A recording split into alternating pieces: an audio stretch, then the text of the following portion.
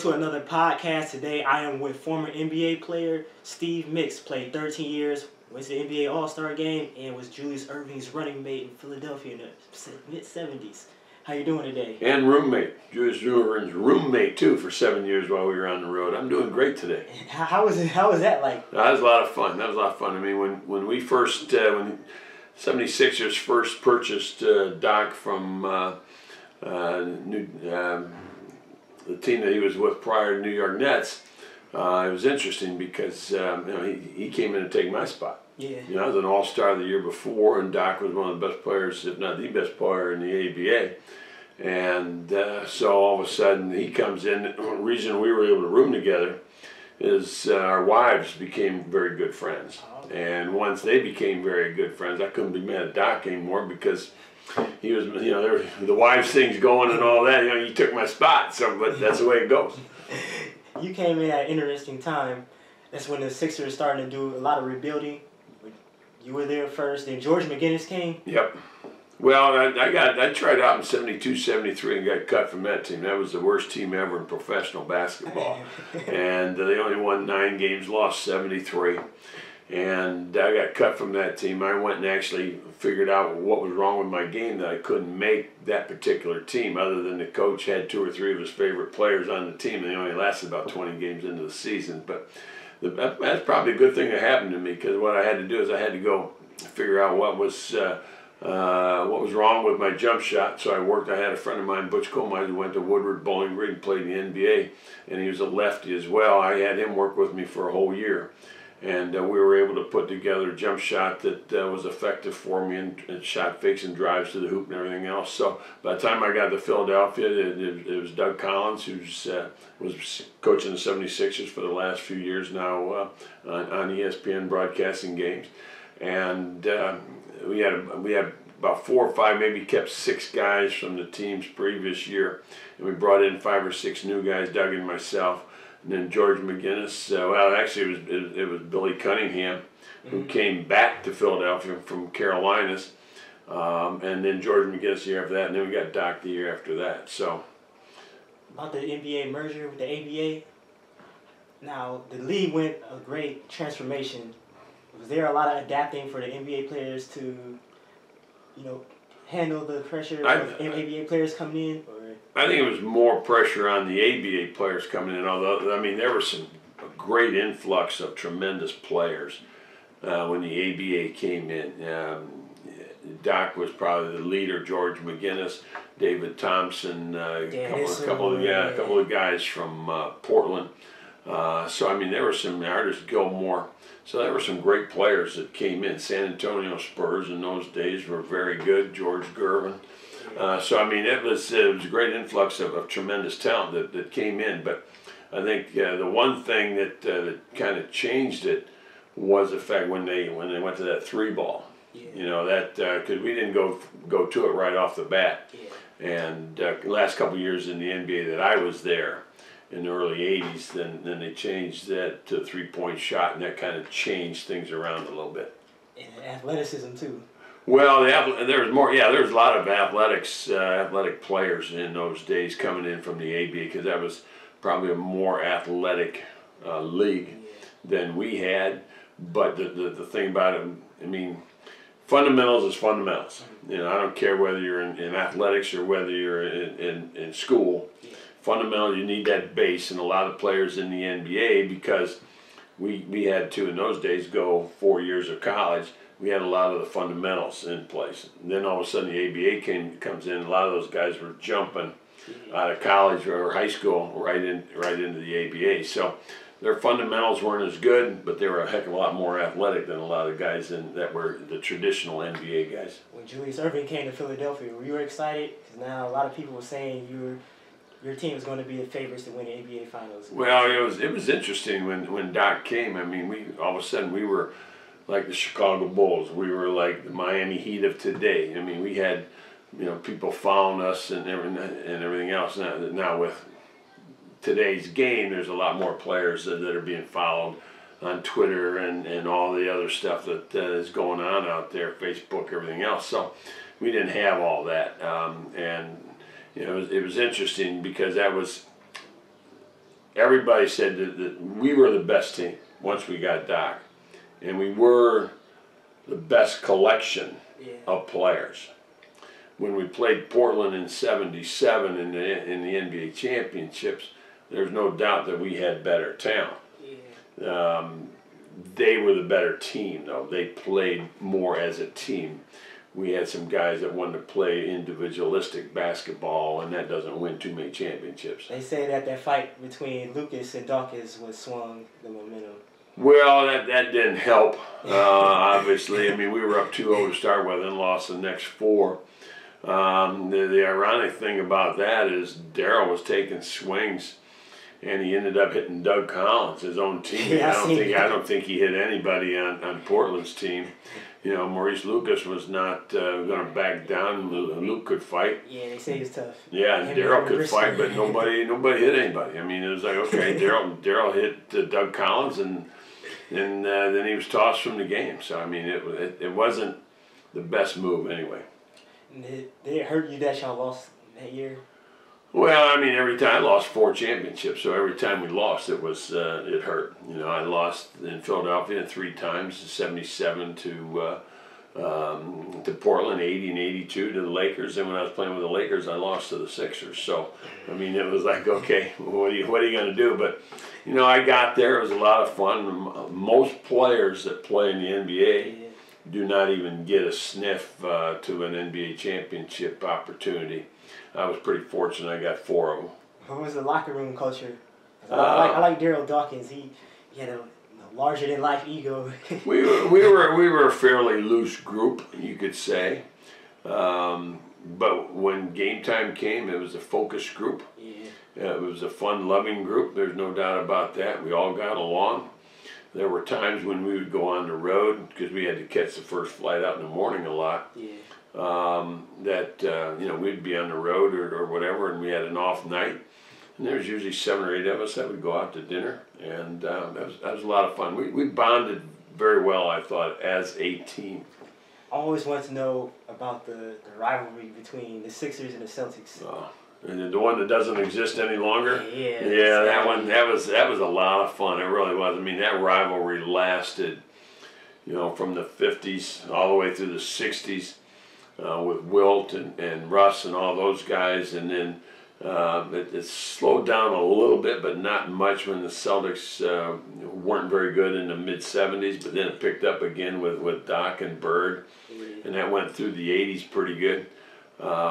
But, you know, after that, you know, both teams kind of struggled a little bit, and it hasn't been the same since. That was a classic playoff series. Those are a lot of fun. Those are a lot of fun to be in. I mean, the reason you were able to win, and what players sometimes don't figure out, as you go through each particular playoff series, you have to be able to raise your game to the next level.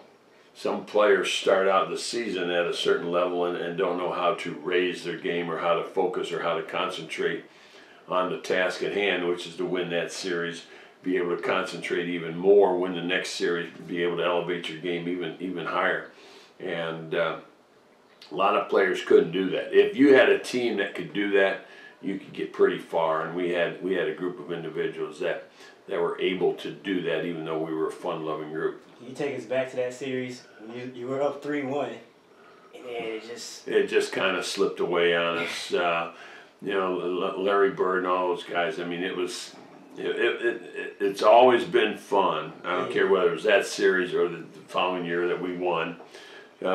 We lost that series, and I think we were already counting our chickens because Houston. We knew we were going to play Houston. That was going to be a championship, you know, for whoever won the East. Houston was pretty good with Moses, but it wasn't as good as Boston or the 76ers. So, but we knew if we win a championship that year. But it didn't happen. Larry Bird, McHale, Parrish, all those guys bonded together and said, okay, let's win this. We had team meetings. And we just couldn't get it done. Yeah, I think nobody didn't want to win it more than Tiny Archibald. Yeah. Yeah, because he was like the original Allen Iverson. He was so small, but he can get to the rim with ease. And I know he didn't have the best talent when he was in Kansas City. Tiny was, I mean, he was very difficult to guard. I mean, we had big guards. We had Doug and you know, guys like that. And, you know, I mean, so we had bigger guards. So when you had face a guy like Tiny, or when players today had to, you know, play against Allen Iverson, it's a different kind of thought process because they're, you know, barely 5'10", 5'11", and quicker than heck, and you've got to be able to try to defend them. And Tiny was one of those players that just made it impossible to defend. And another guy like that also was a guy, Calvin Murphy. Yeah, Played with Houston. I mean, that was another guy that you could sit there and say, man, he's hard to defend because he's so quick, and bam, they stop on a dime, pop up, and shoot that jump shot right at you. Allen was like that, Calvin Murphy was like that, Tiny was like that, and those guys are hard to defend. Yeah, I don't even think he was 6'1" as listed. No, he had to be at least 5'9". Those guys, if they were listed 6 foot, they were not 6 foot. They were, you know, Allen was probably 5'10", 5'11". You know, and put sneakers on, put the elevators in his shoes. Yeah. Maybe he hits 6 foot, 6'1", but those guys they're under 6 foot. What about the infamous finals between you and the Lakers? Oh, without Kareem, yeah, that was the classic 42-15. Yeah. Magic's first year, 1980, when I mean that was Kareem goes down. It was 3-2 heading into our place. They were up 1, and you know Kareem goes down, and next thing you know, Magic jumping. Mm-hmm. So he gets the opening tap against Caldwell Jones. He's bringing the ball up. He's playing post. He's rebounding. He's pushing the ball up. I mean, he's basically playing all 5 positions. Yeah. And the game he had was unbelievable. You know, I would have loved to have tried to guard him. Billy Cunningham, our coach at that time, just went with a really short lineup. Yeah. And there are a lot of guys that couldn't defend him because they didn't play physical on him. I thought you could play physical on him, but I never had the opportunity in that particular series to try it. Yeah. What was your favorite play in that series? Was it the Dr. J coming underneath? Yeah, coming underneath. Trying to avoid Kareem. But, you know, the thing that makes it interesting is we used to see those moves a lot in practice. Yeah. So when you saw it in the game, it was like, oh, I've never seen that one. Yeah. So that's pretty cool. But you know, we saw other ones in practice. Now he was one of the guys you remember for the big hand move, just catch the ball off the dribble and just do whatever he wanted to with it. Connie Hawkins, if you go back in the 60s and 70s, Connie Hawkins, when he played for Phoenix, was actually the first big hand player that could do that off the dribble, pick it up and finger roll it or pass it, whatever. But Doc on those moves, as I said, I mean, we saw those moves quite a bit in practice. So it was a surprising move. It was one everybody kind of, whoa, look at that. Yeah. But it's not like it was a shocker to anybody. Do you have any favorite plays by Dr. J? Not really, because I mean, you know, when you play so many games with people, they all just kind of blend in. You just remember the good times you had with players like Doc and that. I mean, we were very compatible when it came to rooming together. We had the same likes. We ate at the same time. We both had a chocolate candy bar before we went to bed. We went out at the same time for dinner. We got up at the same time. So I mean, we had a lot of likes, and so it made rooming with them quite easy. How was the Philadelphia culture, the sporting culture in the 70s? Because I know the Sixers was a contending team. The Phillies, you know, they were starting to make noise in NL. The Broad Street Bully Flyers. Yeah. And the Eagles started getting good in the late 70s. I mean, it was a lot of fun in those days. I mean, the places, the buildings were packed. We would draw pretty well at the old Spectrum. Yeah. The Flyers would sell it out. The baseball team was starting to win.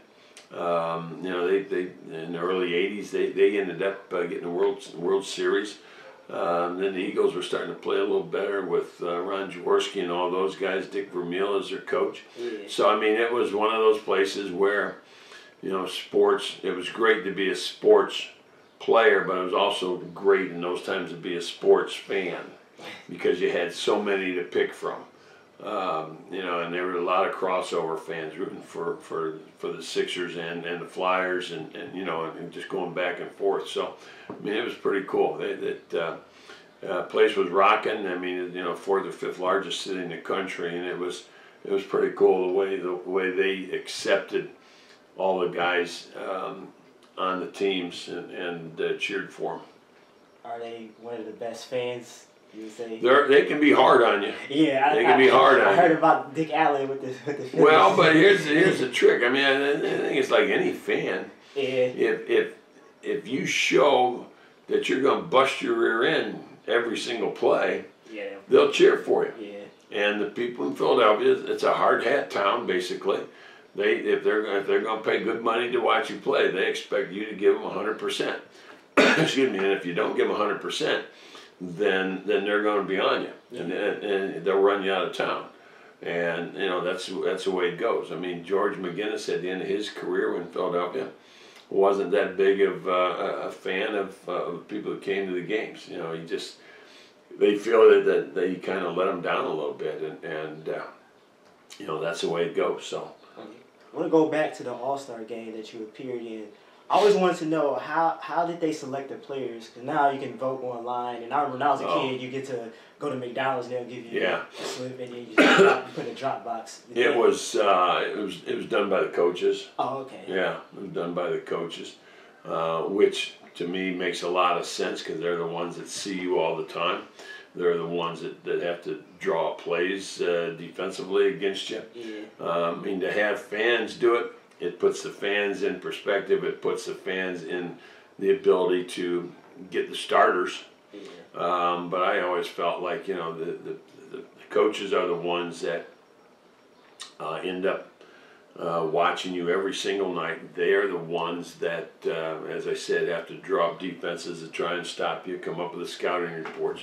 And so they should be the ones to pick. But that was the way it was. And I thought that was pretty good. Do you wish that All-Star Weekend is like how it is now? You had a lot of festivities, or no? Today it's not about the game. Today it's about everything else but the game. Yeah. You know, it starts Friday night with whatever they decide to put on Friday night. It's all day Saturday with celebrity games. Half of them can't play dead anyway. So, I mean, you know, you sit there, you got these guys out there trying to run up and down, pulling hamstrings and stuff like that. So, I mean, no, I enjoyed the way it was when I played because it was about the game. Yeah. It was about the players, it was about the game, and not about all the other hoopla that can go on. I mean, you got guys coming out of, for the All-Star game, coming out of structures that were built so they could come walking out of, you know, and they got the smoke going around all these guys and everything. And I just came out and played. Yeah, just play. That's just get the nonsense, just get to business. Yeah, exactly. So I enjoyed that. Did you like the physicality of the game then? Because now that everybody view it as the game is too soft and everybody's too buddy. Yeah, they are. I mean, first thing that happened, the money went up, and once the money started going up, the egos started going, and then you don't want to play too physical on the guy. Yeah. I mean, when I first started, you could take a swing at somebody and smack the heck out of them, and it was a $25 technical. You know, nobody got thrown out. Okay, break it up. Okay, let's play. True technical, $25. So you could at least get one more pop in somewhere before you got tossed. And the game was more physical down low. You could hand check a guy. You could guide him wherever you wanted to. Back in the day, put your hand on his hip. Hard fouls. Yeah. Now you watch some of these games and you give him a little bump and it's a foul. Yeah. So I mean, Dwayne Wade the other night, I think it was Ginobili, took a swipe at the ball and he came up with one of these fakes like he got hit. I mean, come on. And the official bought it. You can't do that. So. I wish I could have been around, watch the games on CBS, because those were classic battles. Those were good games. I mean, it was, when I was growing up, there was 5 or 6 teams on. It was usually Philadelphia, Boston, Lakers, Knicks, sometimes Baltimore, and sometimes Atlanta or / St. Louis, depending on when you started watching. But there was 5 or 6 teams that you would watch, and that was a lot of fun. You know, it was a Sunday game. Yeah. And that was a Sunday game of the week, and it wasn't like you're being inundated with games every day like you are now. But if you're a fan, you enjoy watching. I'd rather watch basketball on TV than some of the stuff they're putting on TV today. I know that. So I mean, it's and what I want to do is when I watch a game, I want to learn something. Yeah.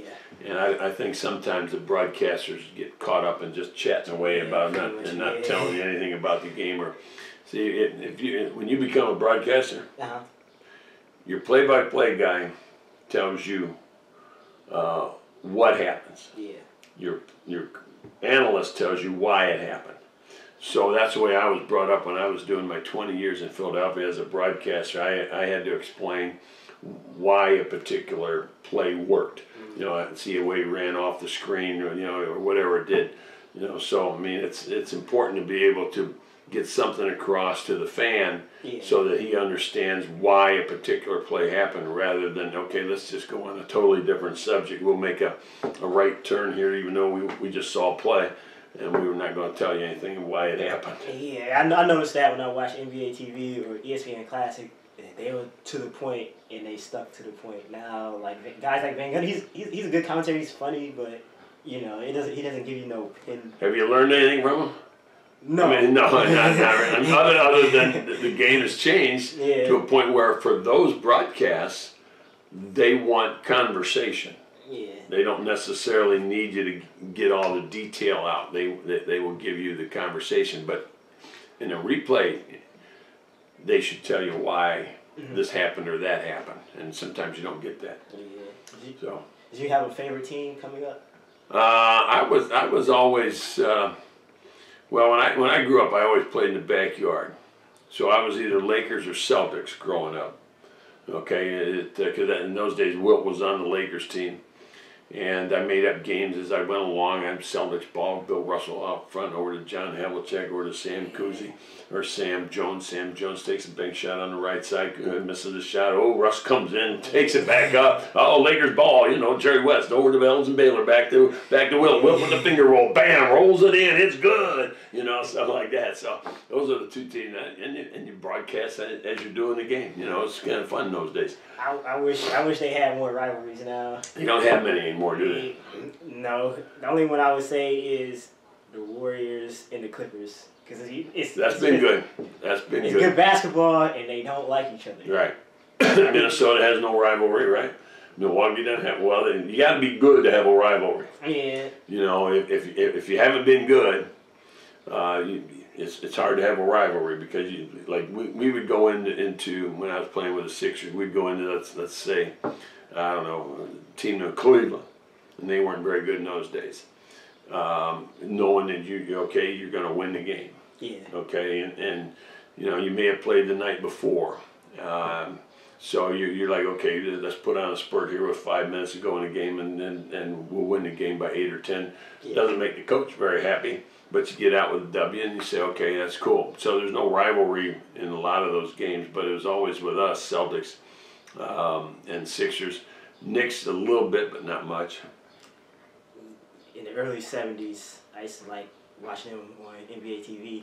I like Earl Monroe and Frazier. You like those two guys? Yeah, they were entertaining. After that, my dad was a huge fan of them. Yeah, Clyde was, and I think he's still doing New York Knicks games on TV. Yeah, I seen him when they played the Pistons. He still wear those 70s. Yeah, he does, doesn't he? He does.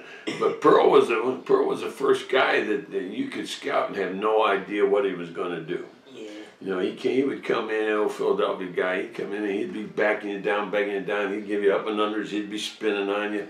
He'd go between his legs. He'd go behind his back. I mean, it's the first guy even though you scouted him, you had no idea what he was going to do, because he had no idea what he was going to do. And it's hard to guard guys when they don't have any idea what they're going to do, they just play instinctively. Yeah. It's hard to guard guys. Doc was like that. It's hard to guard guys that play instinctively because they take advantage of what you as a defensive player give them. Yeah. And that's hard to defend guys like that. You give him the drive right, he takes advantage of that. You give him the drive left, he takes advantage of that. You cut him off, he spins back. You know, he might go between his legs or give you a half spin. So it's kind of hard to figure some of these guys out. Yeah. At the end of your career, you went to Milwaukee? Yeah, I was in Milwaukee my last year, and I ended up with the Lakers. So that was interesting. You rode the sunset. Yeah, that was my last year. I was my last summer. I knew if I could get one more year out of this body, that was going to be it. Yeah. It was starting to not respond to what I was trying to do in the summer because I mean, my summer workout for 13 straight years was pretty hard. I never got out of shape for 13 years. Yeah. And I'd run sprints, I'd run steps, I'd run distance, I'd swim a mile, I'd bike 20. So I mean, it was pretty hard. And that last year was pretty difficult. When I sprained my ankle, I was out a month. And I ended up with the Lakers with about 10 days to go. And that's where I ended up with them in the playoffs. So, but after that, it was like, okay, I'm done. Mentally and physically, I was done. My sprints in the summer before my last season, I was fast jogging them rather than sprinting them. Yeah. And it was like, okay, this is not getting it done. I seen some highlights of you. Had the nice left hand shot. It was perfect being lefty. Yeah. It really was. I mean, I worked on that. I had no jump shot in college, and then that's where Butch Colmine, as I said earlier, went to Woodward Bowling Green, played in the NBA for 10 years. He was a lefty, so he and I worked on that for a whole year before I was able to put that into effect in a game. And we just worked on it, showed me how to shoot a basketball.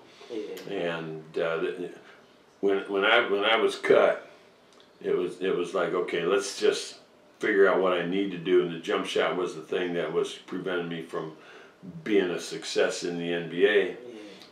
So once I figured that out and worked on that and got that down to where I could make 7 or 8 out of 10 from the 5 spots out on the floor, then all of a sudden, now the defensive players come out, they close out on you.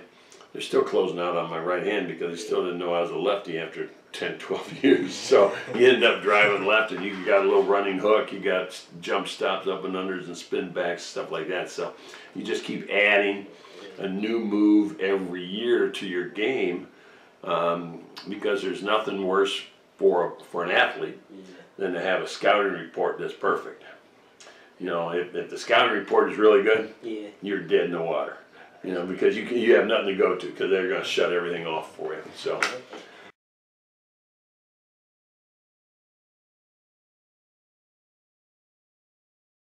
After your playing days, you became a commentator? Yeah, I did that for 22 years, 20 years with the Philadelphia 76ers, 14 full, 6 years as a part-time. And that was a lot of fun. The league was still tons of fun. You had about 4, 5, 6 coaches that were not the normal coaches like Popovich.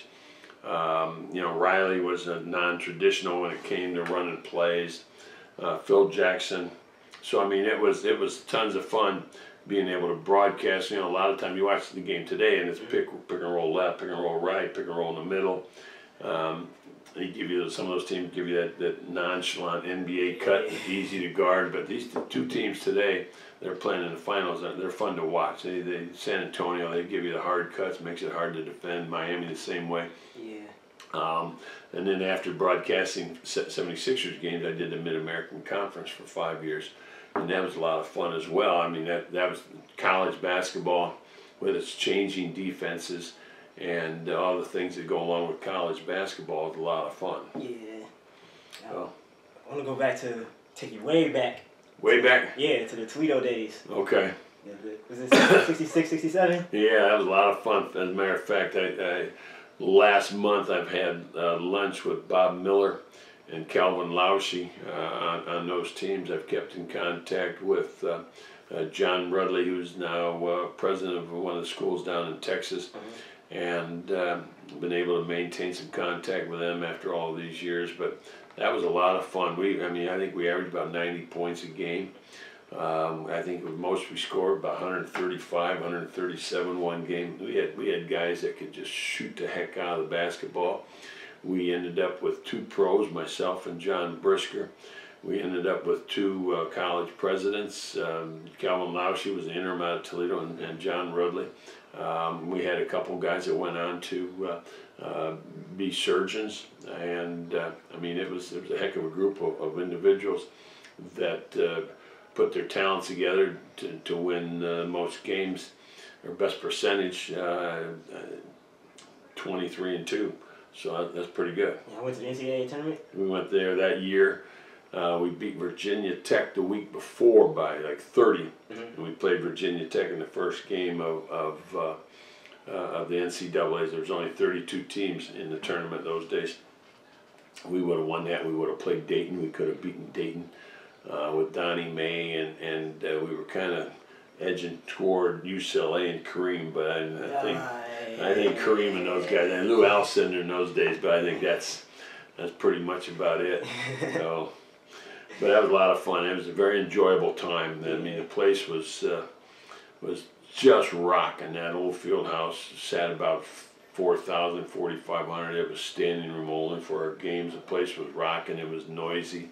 We ended up playing Spencer Haywood, University of Detroit. Spencer got thrown out of a game after getting in a fight with me and taking a swing at one of the officials. And he played Bob Lanier in St. Bonaventure, University of Detroit. We played Michigan. We went to played Western Kentucky, who had supposedly one of the best recruiting freshman team in the country. And we beat them in Madison Square Garden. We beat Notre Dame, who was supposed to have the best recruiting class in the country. Yeah. We beat them at our place, and so we played some great teams in the years that I was there. And it was just a lot of fun, and Coach Nichols did a great job of getting us together, getting us to play together. And you ask anybody around Toledo now, Nick has been he's been dead for about a year now, and everybody just misses him dearly. Yeah, I read this article in a collegiate, and you know Sonny Smith? Mm-hmm. Yeah, we were talking about doing a documentary about Okay. football. Yeah. Rocket T Hall of Fame. There you go. Yeah. That'd be cool. So. Now, what you up to now? Right now I am between jobs, so I'm looking to maybe get in the NBA and be an assistant coach, or get in the D League and coach there. But we'll figure it out. As the D League guys don't get hired until probably October, so I'm just making some phone calls, getting some trying to get some inroads going, and going from there. So that's about it. Okay. All right. Yes, sir. All right. Appreciate it. Thank you very much. Thank you. Good luck with this. Thank you. Thank you.